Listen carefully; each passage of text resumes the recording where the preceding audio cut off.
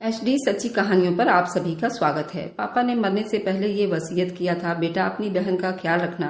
मेरे नाम मार्केट में 2 जगह जमीनें हैं, एक मैं तुम्हारे लिए रख ली है और एक मैंने अपनी बेटी अंजलि के लिए रख ली है।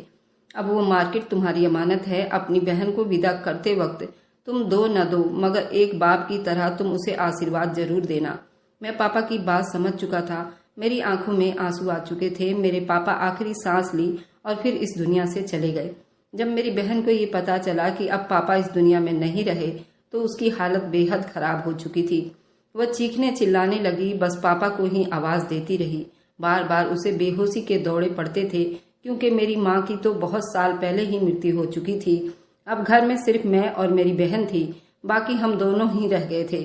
और ऐसे मुश्किल टाइम में हम दोनों भाई बहन एक दूसरे का सहारा थे। रिश्तेदार कुछ ही दिन रहे और फिर अपने अपने घर को चले गए। अपने पापा की आखिरी वसीयत और अपनी बहन का बहुत ध्यान रखा करता था। कभी उसके साथ गुस्सा नहीं किया करता था, बिल्कुल वैसे ही रखता था जैसे पापा ने कहा था। कोई शक नहीं था, वो मेरी सबसे प्यारी लाडली बहन थी। मेरी शादी की उम्र भी हो चुकी थी। खानदान की औरतें मेरे पास आती और बहाने बहाने से यही कहती थी, अगर तुम चाहो तो हम तुम्हारा रिश्ता करवा देते हैं, तुम्हारा भी घर संसार बस जाएगा, वगैरह वगैरह। लेकिन मैंने ये फैसला कर चुका था कि मुझे शादी जान पहचान वालों में कभी नहीं करनी है। सबकी नज़र हमारी मार्केट पर थी।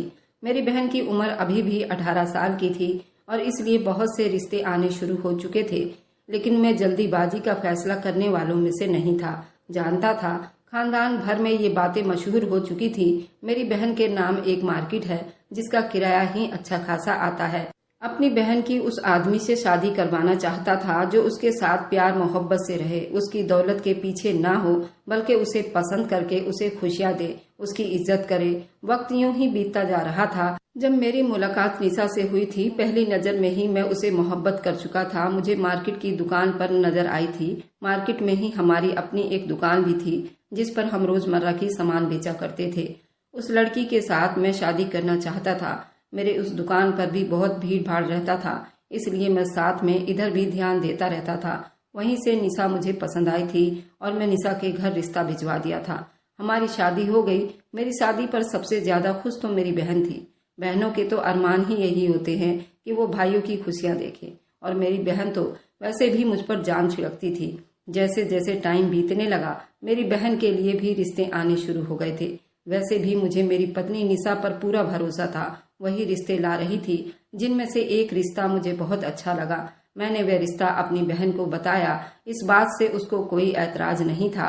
कहने लगी, भाई आपको जो ठीक लगे आप वही करो, मैं आपकी पसंद से राजी हूँ। मैंने बंटी के साथ अपनी बहन की शादी कर दी, लेकिन शादी के टाइम मैंने उसे बहुत ही कीमती सामान दिया था। ऐसे तो लोग अपने बेटों की शादी भी नहीं करते, जैसे शादी मैंने अपनी इकलौती बहन की थी। बस एक माँ बाप थे जो मैं उसे लाकर नहीं दे सकता था। बाकी मैंने उसके दहेज में कोई भी कमी नहीं आने दी थी। बंटी ने तो दहेज के नाम पर एक आना भी नहीं मांगा था, लेकिन मैंने खुद ही सब कुछ अपनी बहन को दे दिया था। सब कुछ जो मुझसे बन पड़ी मैंने सब कुछ दिया। अंजलि भी यही कहती रही कि भाई इतना सब कुछ मेरे लिए मत करो, आखिर मैं इतने सामान का क्या करूंगी। मुझे तो ज्वेलरी पहनने का शौक ही नहीं है, सोना पहनना भी मुझे अच्छा नहीं लगता। लेकिन मैंने उसकी एक ना सुनी थी। निशा थी मेरी साथ, खुश थी। टाइम यूं बीतने लगा, जिंदगी बड़े आराम से चल रही थी। मेरी बहन पहले हर हफ्ते मेरे पास चक्कर लगाया करती थी। उसका पति बाहर विदेश जाकर काम कर रहा था, अपने घर में अकेली रहती थी। जब उसका दिल करता तो वो हमारे घर आ जाती थी और फिर हम अक्सर साथ ही खाना खाया करते थे। बचपन की यादें ताजा किया करते थे और अपने माँ बाप के साथ बीता हुआ पल को भी याद करके मुस्कुराते रहते थे। साथ साथ आंखों में आंसू भी आ जाया करते थे। लेकिन धीरे धीरे निशा का अंजलि से व्यवहार बदलने लगा। मेरे सामने उसे कहती कि देखो, भले ही तुम्हारा पति विदेश में रहता हो, लेकिन तुम्हें अपने घर पर भी ध्यान देनी चाहिए। इस तरह तुम्हारी सास को तुम्हारे खिलाफ बात करने का मौका भी मिल जाएगा। रोज तुम्हारी नंद तुम्हारे घर आकर बैठी रहेगी, तुम्हारा कीमती सामान सब कुछ खराब कर देंगे।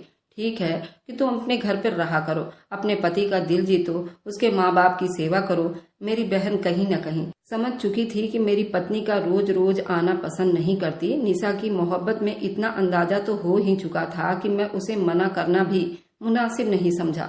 यही सोचा कि निशा जो कहती है वह ठीक ही कहती है और वही सच है। धीरे धीरे मेरी बहन ने मेरे घर में आना बहुत कम कर दिया था। कोई खास मौका होता या त्योहार होती या फंक्शन होता तो ही आती। हमसे पहले भगवान ने उसकी गोद भर दी थी। भगवान ने उसे एक बेटा दिया था, वह भी बहुत खूबसूरत। वह एक बच्चे की माँ बन चुकी थी, लेकिन हम दोनों को अभी भी कोई औलाद नहीं हुई थी। जब भी बच्चे के लिए निशा को कहता तो वो बहुत सारी भाषण देकर वो मेरा मुंह ही बंद करवा देती थी। कहती भगवान को न जाने क्या स्वीकार है, हमें बच्चा देगा भी या नहीं। उसकी बातों से मैं ये भी अंदाजा लगा चुका था कि उसे बच्चों से कोई खास मोहब्बत तो थी नहीं, बल्कि वे आजाद रहना पसंद करती थी। उस दिन मैं अपनी मार्केट में ही मौजूद था जब मुझे एक कॉल आ गई। कॉल सुनकर तो मेरे पैरों के नीचे से जमीन निकल चुकी थी, क्योंकि मेरे बहनोई बंटी का विदेश में बड़े बुरी तरीके से एक्सीडेंट हो चुका था और उस एक्सीडेंट में मौके पर ही वो अपनी जान की बाजी हार चुका था। मेरा बहनोई बंटी की मृत्यु का सदमा सबसे ज्यादा मेरी बहन को ही हुआ था। अंजलि का तो रो रो कर बुरा हाल हो गया था। मैं तो मर्दों में ही सारी जिम्मेदारियां संभाल रहा था। जैसे ही बहन के पास गया वह तो मुझसे लिपट कर फूट फूट कर रोने लगी। ऐसे यूं रोता देखकर मैं भी उसे हौसला देने लगा, लेकिन अपने आंसू पर काबू नहीं पा सका। तब मैंने अपने बहनोई का 13वीं से लेकर हर चीज का इंतजाम मैंने ही देखे थे। फिर बंटी को आखिरी अंतिम विदाई दे दिया गया, उसको अग्नि के हवाले कर दिया गया। मेरी बहन अपने ससुराल में रही, मैं भी उसे मिलने आया करता था। लेकिन एक दिन सुबह सुबह दरवाजे पर किसी के आने की आहट हुई। मैंने दरवाजा खोला तो सामने मेरी बहन अंजलि खड़ी थी, मुझे सीने से लगाकर रोने लगी। मैं सुबह सवेरे ही अपने सामने देखकर घबरा चुका था। कहने लगा, अंजलि क्या हुआ, तुम ठीक तो हो ना? इस वक्त इतनी सुबह यहाँ पर क्या कर रही हो? अंजलि रोते हुए कहने लगी, भाई मेरे ससुराल वालों ने मुझे घर से धक्के देकर निकाल दिया है। कहते हैं हम तेरा खर्चा नहीं उठा सकते, तू अब अकेली नहीं है, तेरे पास एक बच्चा भी है, कल को इसका खर्चा भी बढ़ जाएगा। उन लोगों ने धक्के मारकर मुझे घर से निकाल दिया है। सारी रात मैंने सड़कों पर बिताया है और जैसे तैसे इस घर तक पहुंची हूँ। अपनी बहन पर यूं जुल्म होता देखकर मेरी आंखों में तो गुस्से से खून के आंसू निकलने लगा था। मैंने बहन को घर बिठाया और सीधा उसके ससुराल चला गया। उसके ससुराल में उसके सास देवर से खूब लड़ाई झगड़ा किया, लेकिन वह लोग तो कुछ मानने को तैयार ही नहीं थे। कहने लगे, भाई मर गया, रिश्ता खत्म हो गया, ना तो अब इस दुनिया में बंटी है, ना ही उसका कोई हिस्सा मिलेगा। ये घर और जगह हमारी है, इसमें अब अंजलि का कोई हिस्सा नहीं है और ना ही उसके बच्चे को कोई हिस्सा मिलेगा। मम्मी पापा ने ये सारी जमीन मेरे नाम कर दी है, अब तुम जा सकते हो, नहीं तो मैं पुलिस को बुलाकर तुम्हें धक्के देकर यहाँ से भेज दूंगा। मैं वहाँ से चला आया, क्योंकि मैं उसका भाई था और मैं अभी जिंदा था। मैं उसको सारी उम्र बिठाकर खिला सकता था और तुम लोगों से तो अच्छा उसको रख सकता हूँ और आगे भी रख लूंगा। फिलहाल मैं अपनी बहन को घर ले आया, लेकिन ये बात निशा को बहुत बुरी लगने लगी थी। सारे घर का काम अंजलि से ही करवाने लगी थी, लेकिन फिर भी मेरी पत्नी से ये सब कुछ बर्दाश्त नहीं होता था। एक दिन मुझसे कहने लगी, हमें अंजलि की दूसरी शादी करवा देनी चाहिए, जवान है, खूबसूरत है, उसके लिए तो कोई भी रिश्ता मिल जाएगा। जब मैंने ये सुना तो अपनी बहन से भी उसके बारे में बात की। अंजलि से कहा, तुम दूसरी शादी कर लो, पहली बार तुम्हारा नसीब खराब था, लेकिन जरूरी तो नहीं कि हर बार ऐसा ही हो। अंजलि रोने लगी थी, अपने बेटे को गले से लगाकर कहने लगी, बंटी मुझसे बहुत प्यार करता था और सबसे ज्यादा अपने बेटे से प्यार करता था, और बंटी के मरने के बाद मैं उससे बेवफाई नहीं कर सकती। अपने छोटे बच्चे को मेरे सामने कर दिया। रोते हुए कहने लगी, भाई क्या मेरा दूसरा पति मेरे बेटे से मोहब्बत कर पाएगा जैसा कि उसका अपना बाप करता था? ऐसा ना हो कि मेरा बेटा अपने सौतेले बाप का जुल्म सहता रह जाए। बंटी तो उसे अपने जिगर का टुकड़ा कहता था। अगर मेरा दूसरा पति मेरे बेटे पर हाथ उठाएगा, उसे डांटेगा, मारेगा, फिर भला मैं कैसे सब कुछ बर्दाश्त कर सकूंगी? मेरी बहन साफ इनकार कर चुकी थी कि वह कभी भी ऐसा नहीं करेगी, तो मैं भी चुप हो गया। इतने साल बाद मेरे घर में खुशखबरी आने वाली थी। एक दिन पत्नी की तबीयत बहुत ज्यादा खराब हुई। डॉक्टर के पास लेकर गया तो पता चला कि निशा माँ बनने वाली है। मैं तो खुशी से हवाओं में उड़ रहा था, लेकिन मुझसे ज्यादा अंजलि खुश थी। कहने लगी कि मैं सारे घर की जिम्मेदारियां संभाल लूंगी और अपनी भाभी का ध्यान रखा करूंगी ताकि उनकी सेहत पर बुरा असर ना पड़े। निशा भी मेरी बहन को नौकरानी समझने लगी, सारे काम उसी से करवाती, यहाँ तक कि अपने टांगे भी दबाती, सर भी दबाती, हर काम उसी से ही करवाती। भगवान ने मुझे पहला औलाद बेटा दिया था। मेरी बहन ने जब पहली बार मेरी औलाद को उठाया तो खुशी से रोने लगी थी, भगवान का धन्यवाद करने लगी थी और मंदिरों में रोज सुबह शाम भोग लगाया करती थी। वह अपने भतीजे और भाई की सलामती की भगवान से प्रार्थनाएं करती थी। मेरी पत्नी उसे डांट भी देती थी, झड़क भी देती थी। मैं भी अपनी पत्नी की बातों में आकर अंजलि के लिए बुरा सोचने लगा था। अपने माथे पर बल डालकर बात कर देता, फिर भी उसने कभी उफ तक ना किया, मुंह से एक शब्द तक ना निकाला था। मुस्कुराकर आगे से जवाब देती थी। जब निशा को लगा कि वह जो कुछ भी मेरी बहन को कहती रहे मुझे खास फर्क नहीं पड़ेगा, मेरा सारा ध्यान तो अपने बेटे और उसकी तरफ ही हुआ था। उसने अब चलना फिरना भी शुरू कर दिया था। एक टाइम वह भी आ गया जब मेरा बेटा बोलने के काबिल हुआ। कई बार बच्चे इधर उधर से सुनकर गालियां सीख जाते हैं। मेरे बेटे ने भी गालियां सुन ली थी और सुनी भी थी जरूर उसने अपने माँ से ही होगी, क्योंकि निशा अक्सर गुस्से में मेरी बहन के बेटे को गालियां दिया करती थी, उसे कुत्ता भी कह दिया करती थी। मेरे बेटे ने भी यही गाली सीख ली थी। एक दिन जब मेरी बहन काम करके आई तो उसने खेलते हुए भतीजे को उठाकर उसकी गाल पर जोर से किस कर दिया। मेरा बेटा वहीं पर गुस्से से अपनी बुआ को गाली देने लगा और अपनी बुआ को वह कुत्ता कहकर ही बुलाता था। वह नाराज होने के बजाय मेरी बहन हंस दिया करती थी। उसके मुंह से ये शब्द सुनकर उसे बड़ा खुशी महसूस होता था और ये एक बार फिर उसका गाल चूम लेती और उसे तंग करती। जब तक गालियां निकालता रहता मेरी बहन उसे चूमती रहती। अगर मैं अपने सामने ये सब कुछ होता हुआ देखता तो बेटे को डांट देता। एक बार जब मेरे सामने उसने अंजलि को गाली दी तो मैंने उसे डांट चुका था। खबरदार, जो दोबारा तुमने बुआ को गाली दी तो। मैंने निशा को भी डांटा कि उसे गालियां क्यों सिखाती हो। जब ये गालियां निकालेगा तो उसे डांटा करो, मारा करो। लेकिन निशा तो उल्टा मुझ पे ही उलझ पड़ी थी। कहने लगी, तुम्हारा बहन का लड़का हमेशा गाली देता रहता है, उसी से ही इसने ये गाली सीखी है। तुम्हारी बहन अपनी औलाद को सर पर चढ़ा कर रखती है। हर टाइम मेरा बच्चा उसके साथ रहता है, उन्होंने ही उसे बिगाड़ा हुआ है। हकीकत क्या थी मैं जानता था, फिर भी मेरी दिलचस्पी अपनी बहन और भांजे में कम होने लगी थी। एक टाइम वह भी आया जब मेरे भांजे स्कूल जाने के काबिल हो गए। मेरी बहन मेरे पास आई और कहने लगी, भाई मेरा बेटा 5 साल का हो गया है, उसका एडमिशन स्कूल में करवाना है।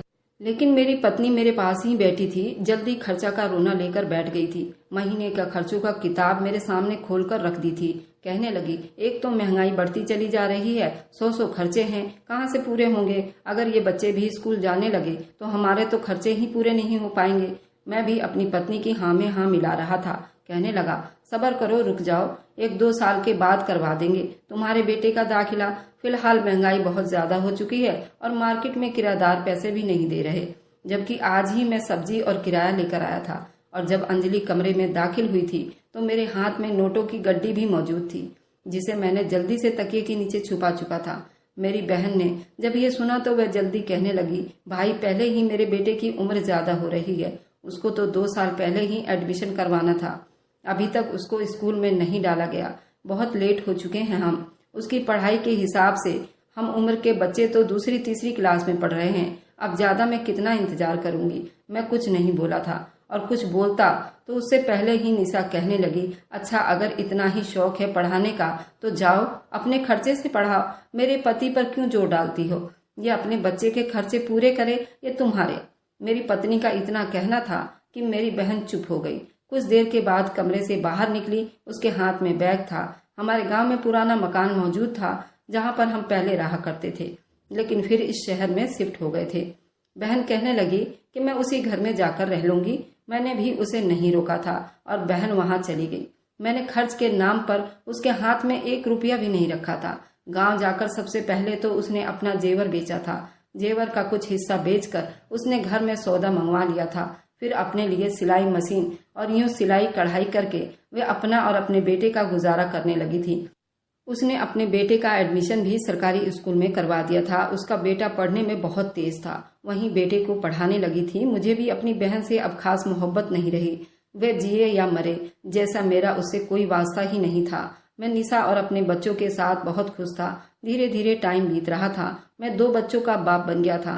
मेरी बहन का बेटा स्कूल में हर साल अच्छे नंबरों से पास होता था और अब उसने 10वीं टॉप किया था। उसको स्कूल की तरफ से स्कॉलरशिप मिला था और उसका सबसे महंगे कॉलेज में एडमिशन करा दिया गया था और उसका सारा खर्च सरकार ही दे रही थी, क्योंकि वह हर क्लास का टॉपर था और मेरी बहन भी बहुत खुश थी। इसी तरह उसने कॉलेज भी पास कर लिया और आगे की डिग्री पाने के लिए उसे विदेश में जाने का मौका मिल गया। इसी सिलसिले में कुछ दिन के लिए मेरी बहन मेरे पास आकर ही रहने लगी थी। उस दिन मेरी बहन मेरे घर आई, आकर मुझसे कहने लगी, भाई मेरे हिस्से की जो मार्केट में दुकान है, पापा ने जो मार्केट मेरे नाम की थी, वो मुझे दे दो, ताकि मेरे बेटे को विदेश जाने में कुछ पैसों की जरूरत है और मेरी सिलाई कढ़ाई से इतना पैसा मेरे पास नहीं है कि मैं उसे दे पाऊंगी। जब मैंने ये सुना तो मैं हैरानी में पड़ चुका था। मुझे तो अय्याशियों की आदत हो चुकी थी। उसी पर मेरी पत्नी बोली और कहने लगी कि तुम यहीं आ जाओ, आकर हमारे पास अब रहो।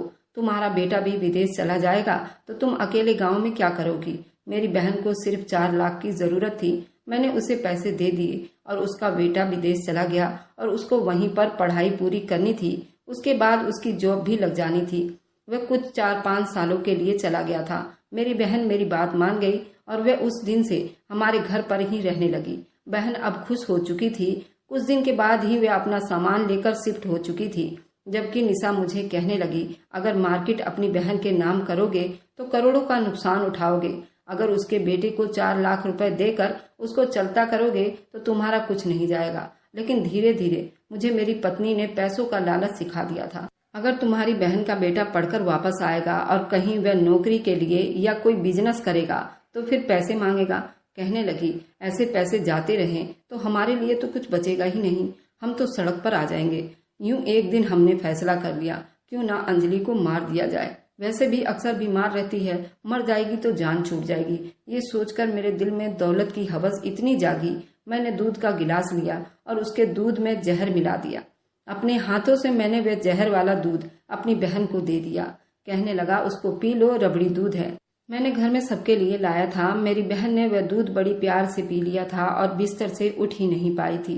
वह दूध पीती रही और साथ में यूं ही मुझसे बचपन की बातें करती रही। जैसे जैसे दूध के असर दिखाना शुरू कर दिया, मैंने दरवाजे को बाहर से कुंडी लगा दी थी। मेरी बहन अंदर तड़प तड़प कर मर चुकी थी। उसके मुंह से झाग फर्श पर बिखर चुका था। कांच का गिलास था। मैंने सारे सबूत साफ कर दिए थे और जब वो मर चुकी थी उसके बाद मैं उसे अस्पताल ले गया। अस्पताल वालों ने जवाब दे दिया कि वह मर चुकी है। डॉक्टर को पता चल गया था कि उसने जहर खाया है। मैं डॉक्टर को मंत्रगणित कहानी सुना दी। मैंने कहा कि इसका बेटा घर से भाग गया है। उसके ही गम में इसने अपने आप को मार डाला है और एक चिट्ठी भी लिख दी जिसमें उसके बेटे की झूठी कहानी लिख दी और उसके बेटे से कहा कि तुम्हारी माँ को तुम्हारे विदेश जाने का सदमा लग गया है और वह इस दुनिया से चली गई है। उसके बाद मैंने उसकी रिपोर्ट बदल दी। हार्ट अटैक की रिपोर्ट डॉक्टर को पैसे देकर बनवा लिए। सबसे ज्यादा मैं ही दहाड़े मार मार कर रोया था। मेरी बहन मर गई। अपने हाथों से उसका अंतिम संस्कार कर दिया था। दिल ही दिल में निशा और मैं खुश थे कि चलो जान छूटी। उसका बेटा विदेश से चला आया और उसकी 13वीं करके वापस विदेश चला गया। उसका बेटा अपनी माँ के लिए तड़प तड़प कर रो रहा था और कह रहा था, माँ तुम्हारा सपना मैं जरूर पूरा करके दिखाऊंगा। आज जो भी कुछ हूँ मैं तुम्हारी वजह से हूँ। जो सपना तुमने मेरे लिए देखा मैं उसे पूरा करके रहूंगा। मैं अपनी जिंदगी बड़ी आराम से बिता रहा था, लेकिन फिर मेरे बेटे जवान हो गए। बेटों ने कहा कि हम बाहर विदेश में बिजनेस करना चाहते हैं, मार्केट बेचनी है।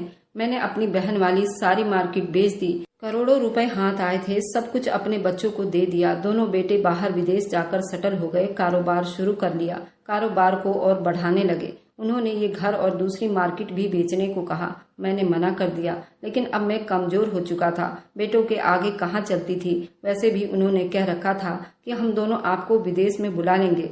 मैंने अपना घर, मार्केट सब कुछ बेच दिया, बेटों को दे दिया, लेकिन बेटों को उसमें अच्छा खासा नुकसान उठाना पड़ा था। मैं खाली हाथ रह गया था। बेटों ने वहीं जाकर अंग्रेजी मैडमों से शादी कर ली। पत्नी ने जब देखा कि मैं कंगाल हो गया हूँ तो जैसे तैसे बेटे से लड़कर खुद को लंदन बुलवा लिया था और वहीं पर रहने लगी। उसकी हालत एक नौकरानी से कम नहीं थी।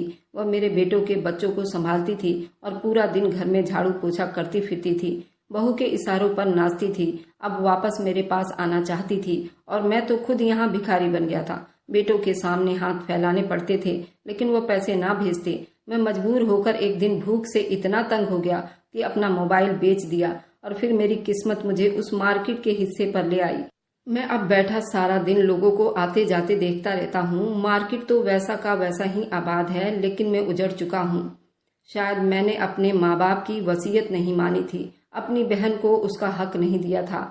आज अगर मैं अपनी बहन को उसका हक दे देता, उसका कत्ल ना करता, तो शायद मेरी जिंदगी कुछ और होती। अरे मेरी बहन तो मेरी गाली भी फूल समझती थी और मैंने क्या किया, अपने हाथों से अपनी खुशियों का गला घोंट दिया और अब मैं एक भिखारी बनकर सड़कों में भीख मांगता फिरता हूँ। और मेरा भांजा विदेश से पढ़कर लौट आया था और वह एक बहुत अच्छी पोस्ट पर जॉब करता था और उसकी खुद की एक हवेली थी। उसने मुझे ढूंढने की बहुत कोशिश की, लेकिन मुझे उसका सामना करने में डर लगता है। आज मेरी बहन की अच्छाई करने की वजह से उसकी औलाद किस मुकाम पे है और उसने अपनी जन्म धरती को नहीं भूला और वह यहीं आकर रहता है और वह बहुत संस्कारी भी है और वह आज भी अपनी माँ की बरसी पर करोड़ों का भंडारा करता है और गरीबों में दान करता है। मैं उसको देखकर बहुत खुश होता हूँ, लेकिन मैं कभी भी उसके सामने नहीं जाता।